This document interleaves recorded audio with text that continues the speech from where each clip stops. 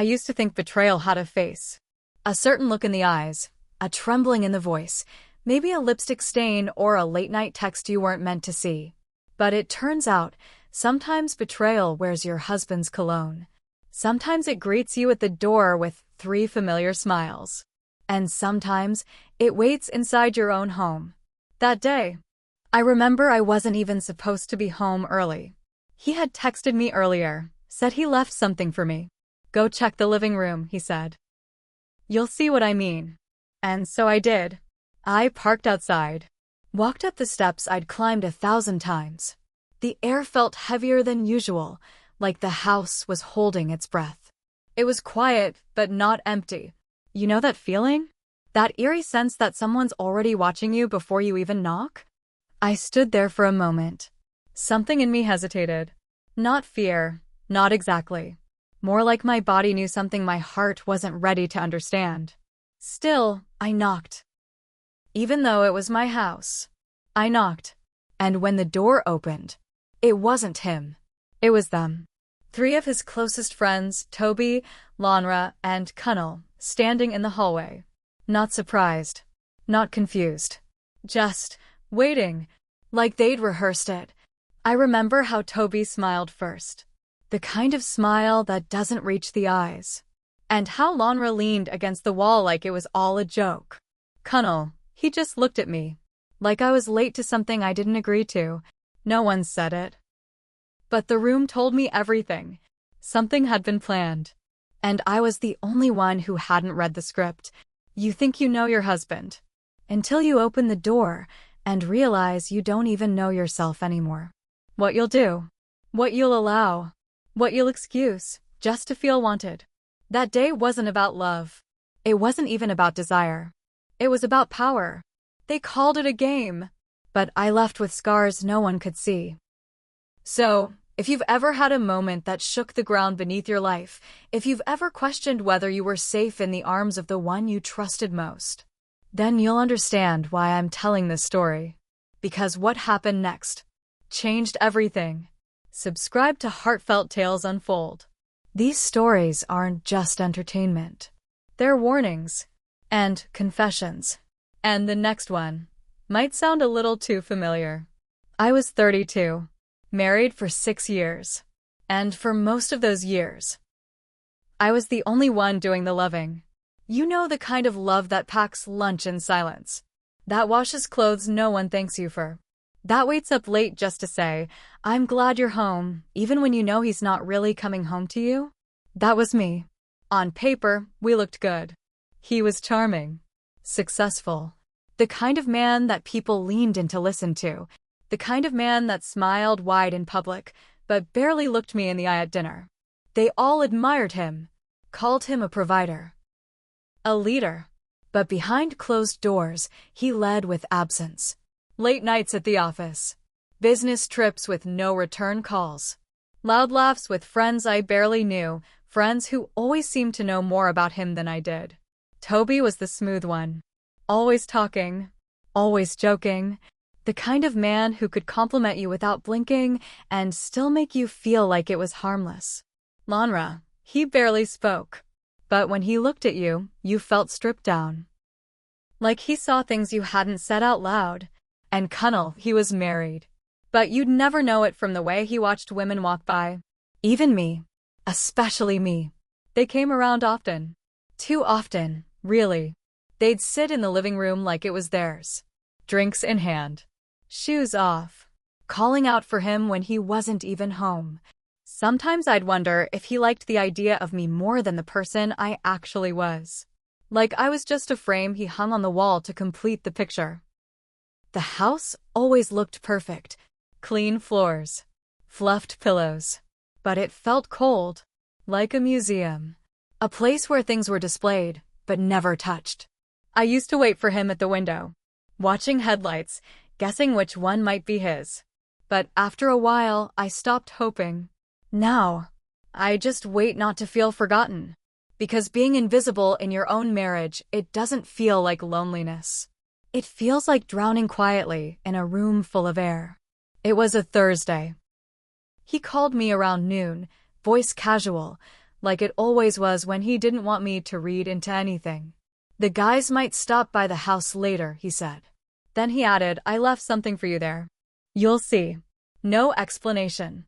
No hint of surprise or celebration in his tone. Just, "You'll see." I don't know why that line stayed in my head. Maybe because surprises weren't his thing anymore. Maybe because I had stopped expecting kindness from him, so when it came, it didn't feel comforting. It felt confusing. I left work early that day. Didn't tell him. Didn't ask for permission. I just wanted to breathe in my own space for a minute alone, without the weight of pretending. But the moment I turned onto our street, something felt wrong. It wasn't loud. It wasn't dramatic. It was just still. Too still. The curtains were drawn. We never kept them closed in the afternoon. I loved the way the light fell into the hallway around 3 p.m., but that day it was shut out. There was music playing. Soft. Low. His favorite playlist. Not mine. The kind of songs he played when he was hosting people or hiding something. I walked up to the door. The mat still crooked, the flower pot still tilted just like I left it. But the handle, it was unlocked. I froze for a second. Checked my phone. No new texts. No missed calls. He hadn't said they were already there. Still, I didn't open the door. I knocked. I stood outside my own house and knocked. There was movement on the other side. Not footsteps exactly. Just shifting. Then came the laugh. It was low. Familiar. And it wasn't his. It was Toby's. The door creaked open.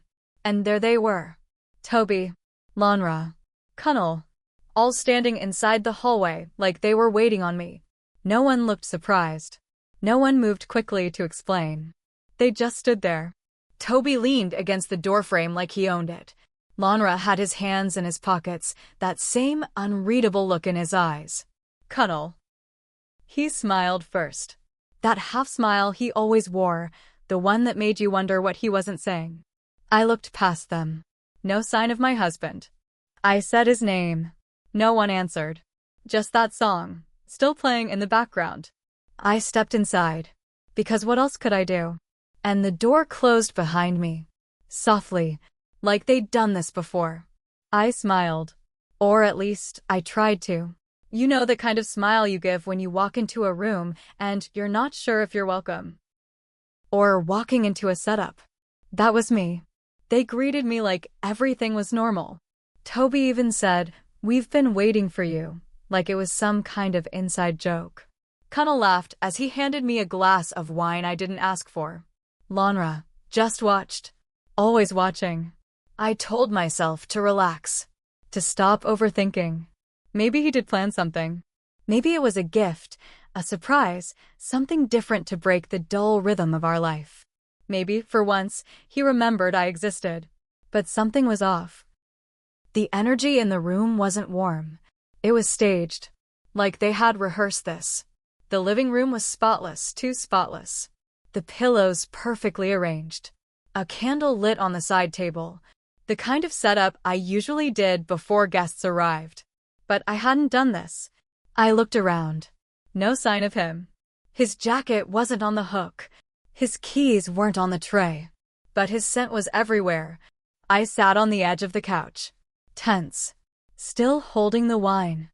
I didn't sip. Toby sat across from me. His eyes didn't leave mine. Not even when Connell cracked a joke about how I was finally joining the boys. I forced a laugh.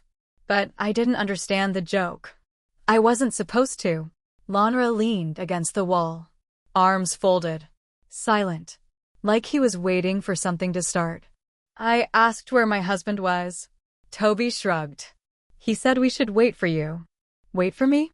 For what? My chest felt tight, but I kept smiling.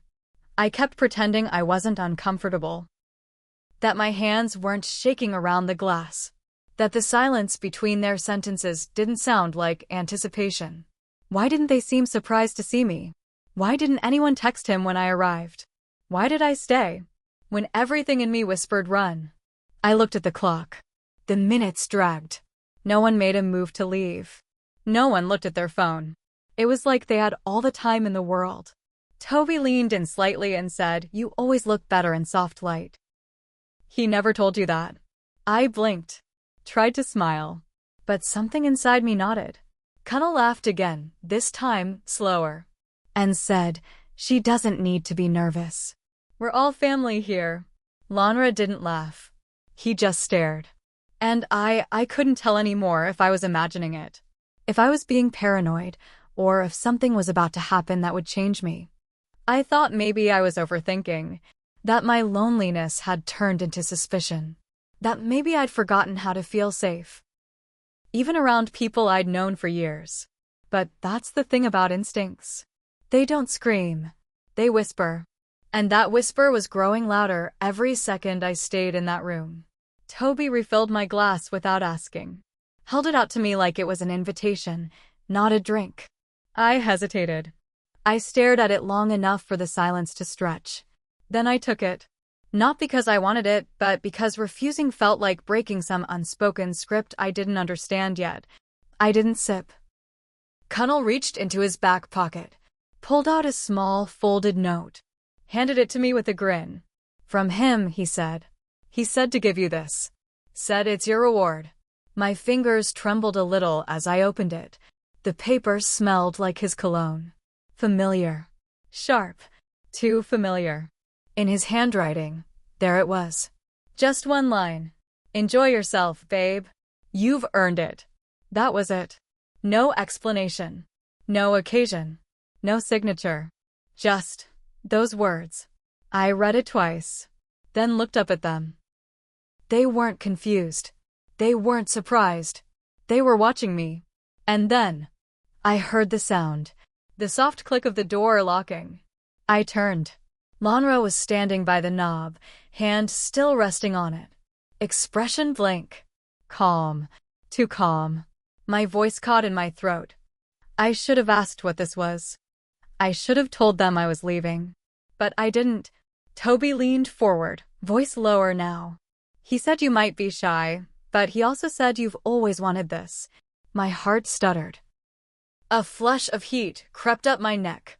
Not desire, something uglier. Shame, panic, confusion, and curiosity. Because deep down, some small part of me wondered, did he know how lonely I was? Did he know how invisible I'd been feeling? And was this his solution?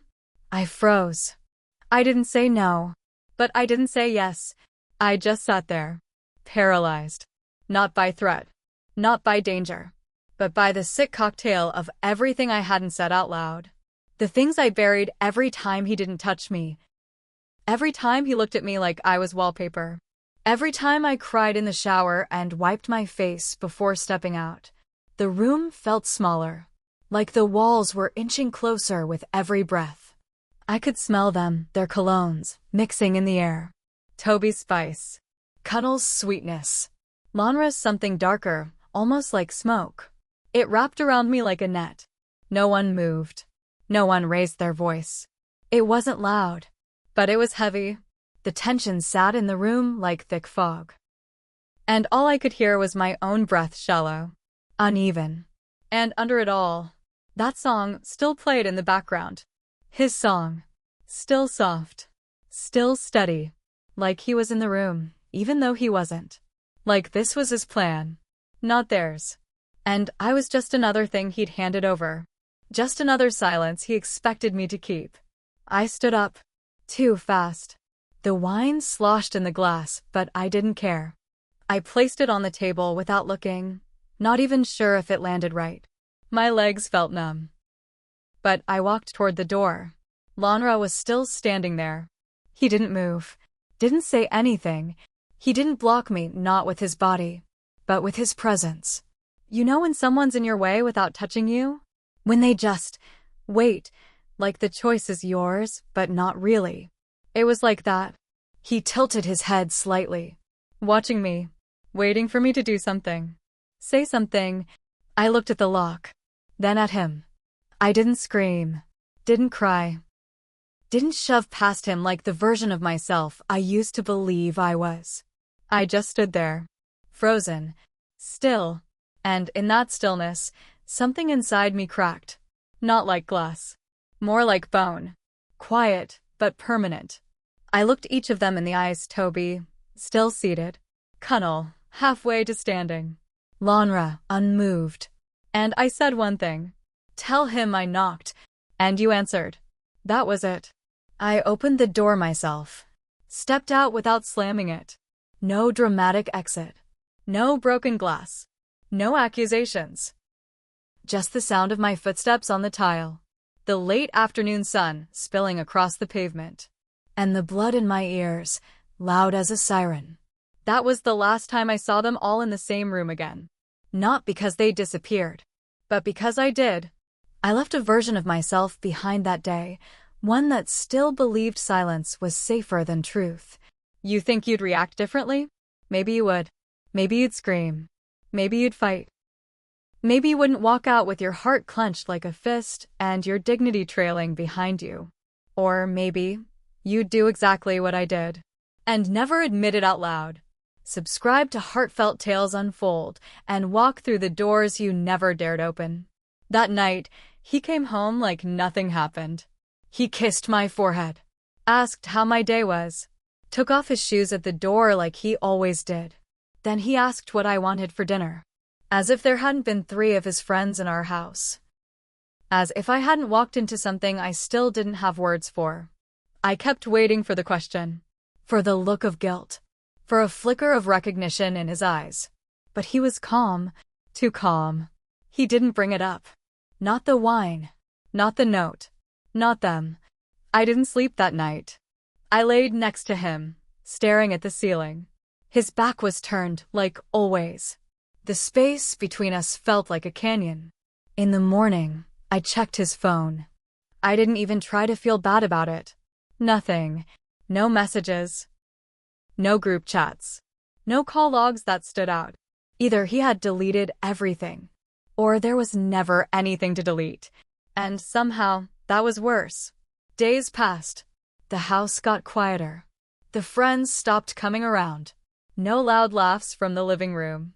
No Toby making jokes. No Connell with his lazy smirk. No Lonra standing in corners, saying nothing and seeing everything. It was just us again. Empty. Cold. Then I saw Connell. I was in the grocery store, reaching for tomatoes. He was down the next aisle, holding a basket, dressed like any ordinary man running errands. Our eyes met. He didn't flinch. He didn't avoid me. He just nodded. Like nothing had happened. Like I hadn't walked into a room I was never supposed to understand. Like the silence we'd kept was part of some unspoken agreement. I looked away first. My hands were shaking.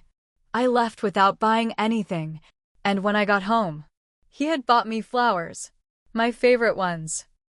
The ones I hadn't mentioned in over a year. He didn't say why. Just left them on the table. No card. No note. No, I'm sorry, no, I missed you, just flowers. Fresh. Beautiful. Like they were supposed to erase something. But I knew. He knew what happened. He just wasn't going to say it. And maybe he didn't expect me to say it either. Maybe that was the trade. His silence, for mine. I haven't told a soul. Not a friend. Not a sister. Not even the mirror. I carry it like a folded letter in my chest. Sealed, but heavy. Some nights, I dream I stayed. That I didn't walk out. That I let something happen. And in the dream, it isn't violent. It's quiet. Slow. Almost tender. And I wake up with shame clinging to my skin like sweat. Other nights, I dream I screamed. That I grabbed the wine glass and shattered it on the floor. That I cursed all 3 of them by name. That I marched to his office the next morning and said, "You don't get to do that to me." But I didn't. I didn't scream. I didn't stay. I didn't speak. I just left. And then I stayed. Stayed in the marriage. Stayed in the silence. Stayed in the version of myself that knew how to disappear when needed. And now, I ask myself the same question over and over again. What does that make me? If nothing happened, is it still betrayal? Or is it worse because it almost did? Is it cheating if I never touched them? Or is it cheating that I didn't hate the attention? What's worse? What they did to me? Or that some part of me wanted to be wanted, seen, noticed, even if it came from the wrong eyes. Even now, I can't tell if I was a victim or a woman on the edge of her own loneliness. And maybe that's the part that hurts the most, not knowing where the line was. Or maybe knowing exactly where it was and standing too close to it anyway. Because what kind of man, what kind of husband leaves his wife in a room full of wolves and calls it love? Have you ever knocked and wished no one answered? Have you ever walked into a moment so quiet, so carefully arranged, that it made you question everything you believed about the people you love? Would you have walked away like I did? Or would you have stayed, just to hear what they had to say? Would you have spoken up? Would you have screamed? Or would you have sat there like I did, too stunned to trust your own instincts? Because it's easy to say what you do. Until it's your hand on the doorknob. Until it's your name they already know. Until it's your silence that keeps the peace. So I want to ask you, what would you have done? Tell me. Tell someone. Because silence, too, becomes a story, one that lives in your chest and never lets you breathe the same way again. And if this story stirred something in you, if it brought up anything you've tucked away, subscribe to Heartfelt Tales Unfold. The next one might echo something you've never dared say aloud. Some betrayals aren't loud. They don't shatter glass. They don't scream across dinner tables or leave visible bruises. No. Some betrayals whisper. They whisper through half-written notes, through locked doors and unlocked hearts, through men who say nothing because silence does the damage for them. They blink slowly in living rooms that smell like wine and cologne and doubt. He never touched me that day, but I'm not sure I was untouched. And sometimes, that's the deeper bruise. Not what happened, but what could have. What almost did. What still lives in the space between memory and shame. Subscribe to Heartfelt Tales Unfold, not for gossip, not for drama, but for the stories we live and never admit. And if you won't, the comment section is open. Tell us why. Tell us what you saw when your door opened.